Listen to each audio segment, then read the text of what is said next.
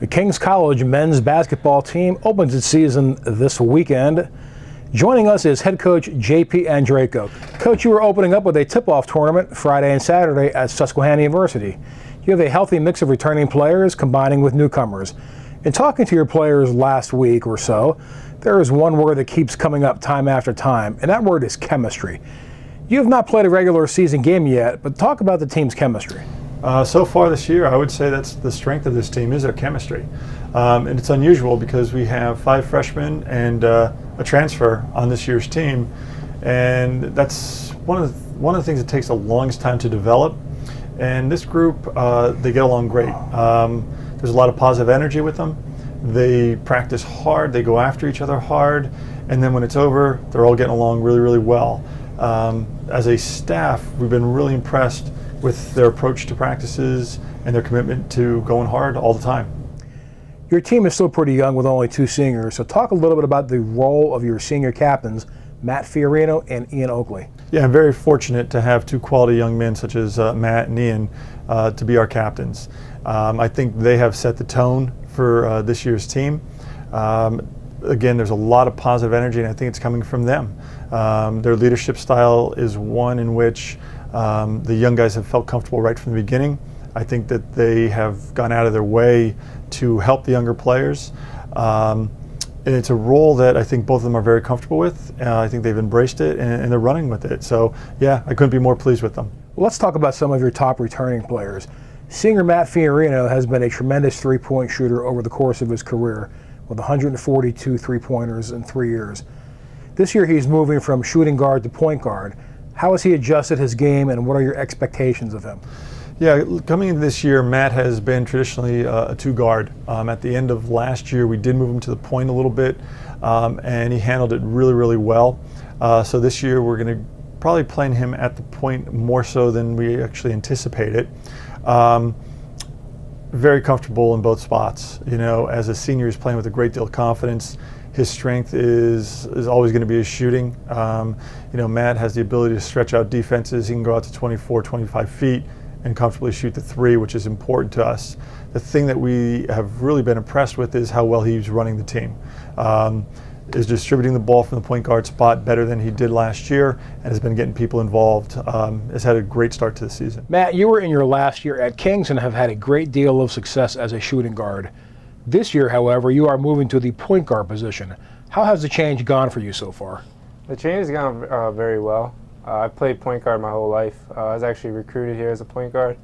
Obviously, we had Kyle Stackhouse the last couple of years, so I moved over to the 2, which I had a good time playing the 2. It gave me more of an opportunity to score, which I liked. But I also have other parts of my game, such as running the offense and setting other people up. So I'm looking forward to going back and playing the point this year. And I know in practice I've moved off the ball, played the 2 as well. So I think it's just added versatility to the backcourt. You have made 142 three-pointers in 3 years. Will playing the point guard position affect your mentality of being a scorer? No, because I believe that point guards can also be scorers. There's opportunity in our offense once the play starts for me to get just as many looks as I did last year. It's all about just executing our offense. So I think I shouldn't lose any looks. I think I could get more. So I don't really see that being a problem. Matt, your sister Caitlin played at Kings before you and also had an excellent career. The 2 of you combined for exactly 400 three-pointers. Is there any secret as to why the Fiorinos have been so good at shooting the long ball? I think we can owe it all to our dad. He was a high school basketball coach. I spent countless hours as little, kind of like Josh is now with our team, just being in the gym and just shooting. My dad just instilled the love of the game in me and my sister. So all that, the teaching he did for us and teaching us the proper form. And when we were young, he never let us shoot with bad form to sacrifice, reaching from further distances. He always made us shoot the right way. So I think a lot of it can be owed to him instilling the love of the game and hard work into us. So that's why we shot so well. Junior guard forward Kyle Hammond was the 2011 Freedom Conference Rookie of the Year, but probably didn't have as good a year last year as some expected, even though he did lead the team in scoring with 10.8 points. He has played very well in the preseason and in our 2 scrimmages and looks to be more aggressive. Talk about Kyle and his play so far. I think people are going to be very impressed with Kyle this year. He has had a great preseason. He's had 2 very good scrimmages. He is playing at a level that we expect him to be playing at. Great deal of confidence. The thing that I really like about it is that he has come back a lot stronger than last year. Physically looks 100% better and has taken that confidence onto the floor. Scoring from multiple positions, shooting the 3, but he's also improved his mid-range game, and he's always had the ability to get to the basket, and he's doing a lot more of that.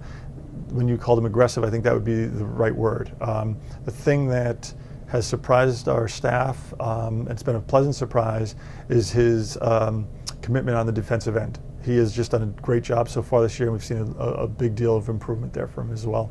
Tim O'Shea and Mike Foster. Last year as freshmen, both of them received a tremendous amount of playing time. O'Shea started 20 games and averaged 8.2 points, while Foster played in 22 games off the bench and made 31 three-pointers, connecting on a whopping 48% from long range. What are your expectations of those 2 players considering the experience they gained as rookies? One of the things about last year that worked to our advantage was that we were able to play a lot of the younger players and get them experience. And because of that, our expectations for these players are going to be high this year. When you look at the number of games that both Tim and Mike played in, coming into the season, we expect them to be ready for conference play.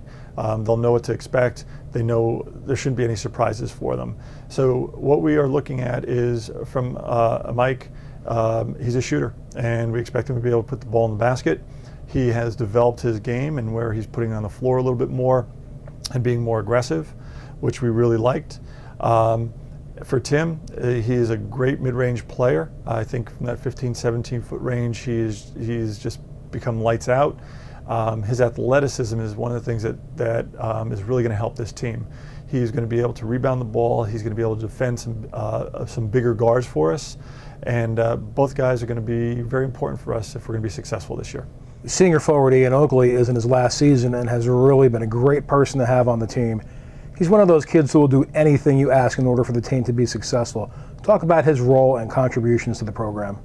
I think it's going to start with him being a captain. I think Ian is just a natural leader. He has, as I said earlier, has done a nice job with our younger players in fostering a very comfortable environment for them. On the floor itself, we're going to expect Ian to be doing a lot of what he did last year. He's going to be an inside player. He's going to need to be able to bang around and play defense on other bigs. We expect that he's going to be able to score down in the post. And his basketball IQ is it's so high. He has the ability to make other people better with his passing, his screening, etc. And he's been doing a great job of that in the early parts of the year. Everyone in the program continually talked about the great team chemistry this year. Coach Andrejko talked about it earlier, but tell us from a player's perspective what you see in the chemistry of the team. It's a lot different than it's been the past 3 years that I've been here. From freshman to senior, this team gels more than any team that I can say that I've ever been on, and I think that is a huge part of a good team, and relating off the court is just as important as relating on the court, and I think you're going to see that our great relationships off the court are going to carry over to our play on the court this season. Has the team discussed goals for the season, and if so, can you share them with us? Not formally, however, the first goal obviously is to make the MAC playoffs, be one of the top 4 teams in this league. Looking obviously as a senior, the goal is to win a MAC championship, which we have not done yet since I've been here. But taking things one step at a time, clinching a playoff spot is definitely the first goal, followed by winning the league. What do you think will it take for your team to be successful this season? This league is a very balanced league. The MAC's been balanced for the last couple of years. There's a lot of things that need to happen throughout the course of the season. It's not a sprint, it is definitely a marathon. Consistency is always one of the biggest challenges for any team. You want to be peaking in February and not in December. And for this group, I think the challenge is going to be getting better all the time. With so many new players and young players, I think the team that people are going to be seeing in November is not going to be the team that we're going to see in February. I anticipate that they're just going to get better and better as the year goes on. Well, Coach, thank you very much for your time, and good luck this weekend to the entire squad. Thank you. It's been a pleasure.